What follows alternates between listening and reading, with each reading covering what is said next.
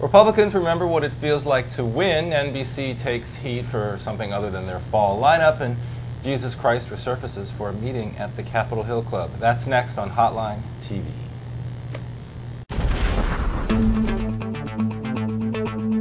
From the Watergate building in Washington, this is Hotline TV. Now, here's Hotline editor John Mercurio. It was a truly difficult week, one that made us long for the days of Al Sharpton grandstanding and John Corzine speeding. But after a week that thrust gun control and abortion rights to the forefront, the blogosphere opened up a window into the Democratic Party with their debate on these two issues. Joining us here to discuss this, Con Carroll, our blog master. Hi, John. Hi, Con. The Democrats were reluctant to push for gun control this week. We saw that on Capitol Hill, but we also saw a discussion of that in the blogosphere. Was that a sentiment echoed on the lefty blogs? I don't know if it was echoed on the lefty blogs. It was kind of more of a blog that didn't bark. There just wasn't a lot of reaction. Stop it already. There wasn't a lot of reaction for gun control on in the netroots. Right. You had really more kind of examples that proved the rule, like America Blogs, John Nervosa has called for a revisit of gun control. Nothing really specific. You had Jane Harman coming on TPM Cafe to talk about her gun control bill. That Jane Harman doesn't have a good relationship with the netroots anywhere. Right. They're the big reason she's not on the intelligence, or not heading the intelligence committee right now. Right. So there was nothing on Daily Kos calling for a major revisit of gun control. No big push. No strong reaction to it. Is that a political calculation on the part of Democrats who just want to hold on to power? They recognize that they won. They basically hold the House and the Senate because they were able to win in red states where gun control is very unpopular. Or is it Democrats revisiting the actual substance of the policy of gun control and saying it doesn't work, we don't need to be pushing this? I think it could be a little more of both, but it's a decision that was made a long time ago. This was a decision that they made, you know, when they decided to back candidates like John Tester in Montana, who's pro-guns, someone who like Jim Webb here in Virginia, who's pro-gun.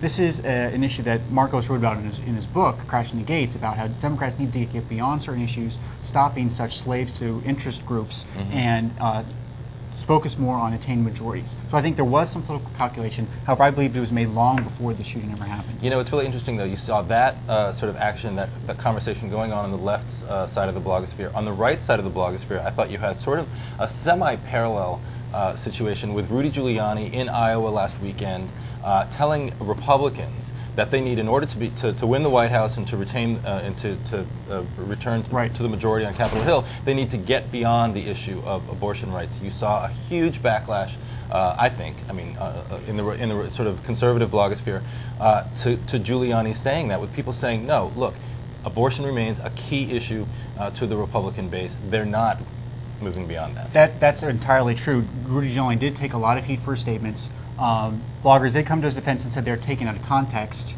and they said that you really had to understand that Giuliani is just trying to respect people's views. But at the same time, you definitely had a sizable portion, a lot of people at the corner, a lot of people at Human Events, Right Angle, saying, look, abortion is a key part of our party, and even if we want to tolerate some dissent on the issue, it's a core principle, and we're not going to abandon it. And if you look at the Democrats recently with the Supreme Court decision this past week, they feel the same way. While we do have a new Democratic Party that is more favorable to guns, more favorable to the Second Amendment, they have not moved at all on abortion. They are still very much pro-abortion, pro-choice, and they're taking on the party in the same way they did in other issues. So big picture this for me. I mean, who wins in that situation? Democrats sound like they're trying to expand their base. They're trying to reach into rural areas, red states, and Republicans, at least the sort of the base of the Republicans, is saying no, we're not ready to become this big tent party that is going to nominate Rudy Giuliani for the presidency. Is that what's happening? Sort of Democrats expanding, Republicans retracting or contracting? If you phrase it that way, I think it's clear that the Democrats have advantage on that. But we just have to wait and see. I mean, will Giuliani do well in the polls? Will he, capture the nomination and do well in that sense? Or are we going to see in 08 what we saw in 06, and that Dems doing better in a lot of areas where they haven't done it in the past, on a large part because of their getting over certain issues like gun control. Fascinating conversation. Very Once fascinating. again with Con Carroll, base politics, always interesting. Always a pleasure to have you on the show. Always a pleasure to be with you, John. Thank you, Con. Some very interesting developments. Con, by the way, is part of the best political team on web TV. I don't even know what that means. True story. It's a CNN joke. Oh, okay, good. Yeah, I was supposed to sound like Wolf Blitzer. Thank you. Backlash from families of victims has led Fox News, NBC, and others to limit violent images of the gunman at Virginia Tech. Here to discuss the controversy is our media expert and editor, Emily Gooden. Emily, walk us through NBC's decision, if you will, to run this video, and then let's talk a little bit about the resulting backlash that they have faced. Mm-hmm. It was on Wednesday that NBC received the video, and they called the FBI right away. But of course, before they turned it over, they made copies of everything. Right. And they showed it on the nightly news that night with a disclaimer that they knew this was going to be controversial, but they felt it was news, that it was a new development, and they had to show it. Right. The next morning, several family members of the victims canceled appearances on the Today Show because they were upset with the network for showing these images. And what's resulted from that, though? You've seen since then. You've seen you've definitely seen on MSNBC yesterday a pretty dramatic reduction in the amount of time that they spend on the tape. They did announce they would only show it on 10% of their airtime, so only 10 minutes every hour you were going to get this stuff. All the other networks have also said we're going to cut back on how much we show and what we show. And we should point out that all the other broadcast and cable networks have shown images from this, and they've done the same thing NBC has done, and in some cases they've shown more than NBC has shown. It's not the first time we've gotten a manifesto like this. I mean, obviously we saw Dylan Klebold and his accomplice over during the Columbine situation. They also had videotapes, but the sort of amplification, I think, of video on the internet, on television, on cable television, over the past 5 years since Columbine, I think has really shown us how much more powerful images like this can be.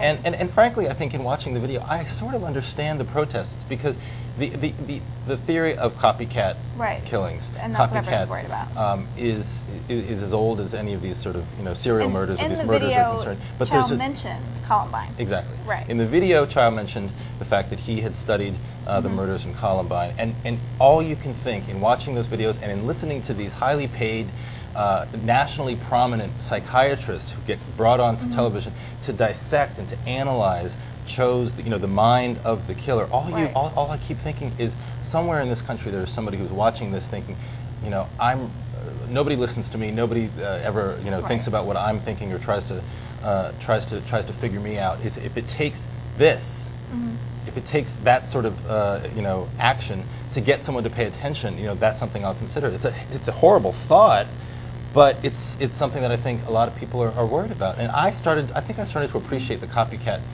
philosophy a lot more based on that. That's true, and that is a valid point. However, there's also the point is we want to understand why.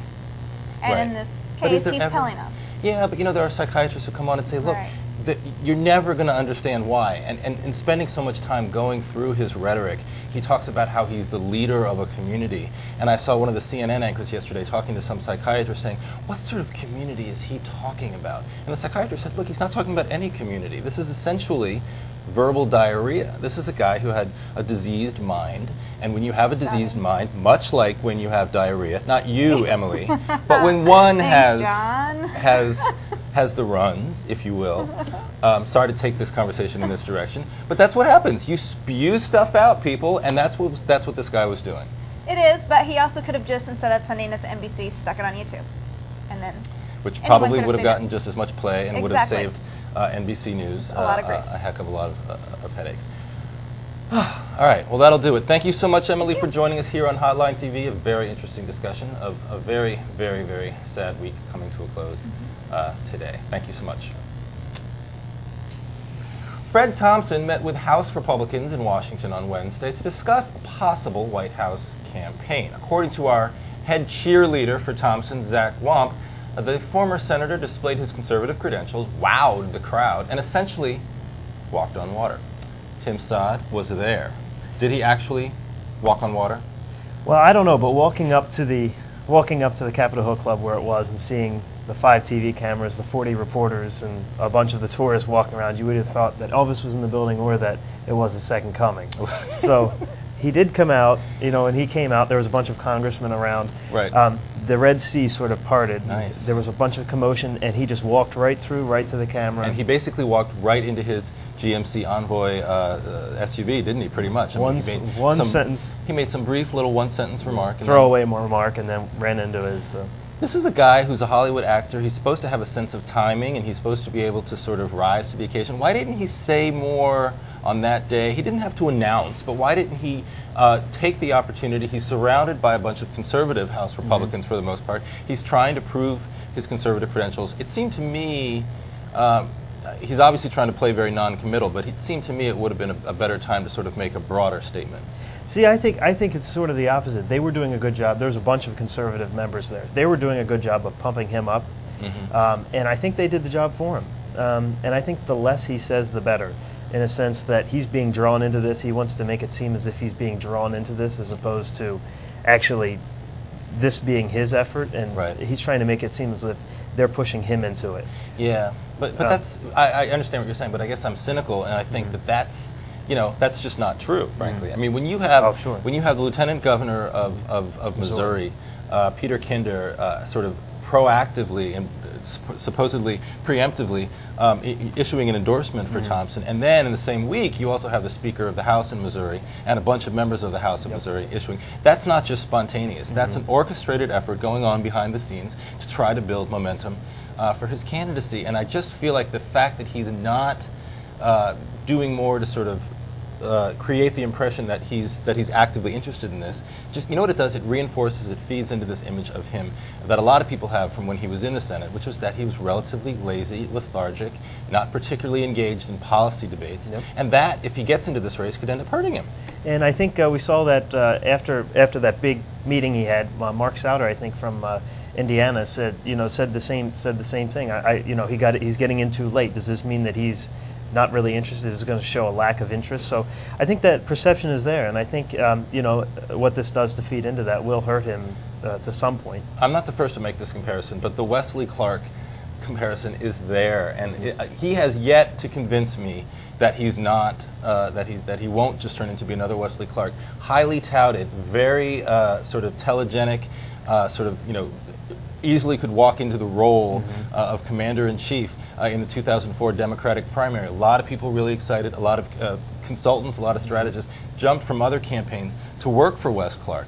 And he put together a pretty good team very late in the campaign, and he completely imploded. So, that definitely could be another situation for Thompson, but we have yet to see. Do you think he's going to run?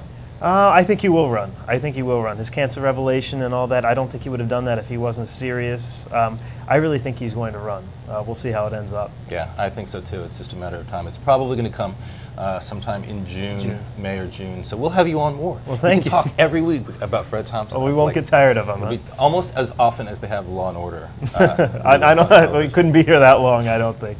Thank you so much for joining us. Thank you very much. Next time. Here's the 2-minute warning, everybody. Let's start out today by listening to just a few seconds of audio from Attorney General Alberto Gonzales yesterday before the Senate Judiciary Committee.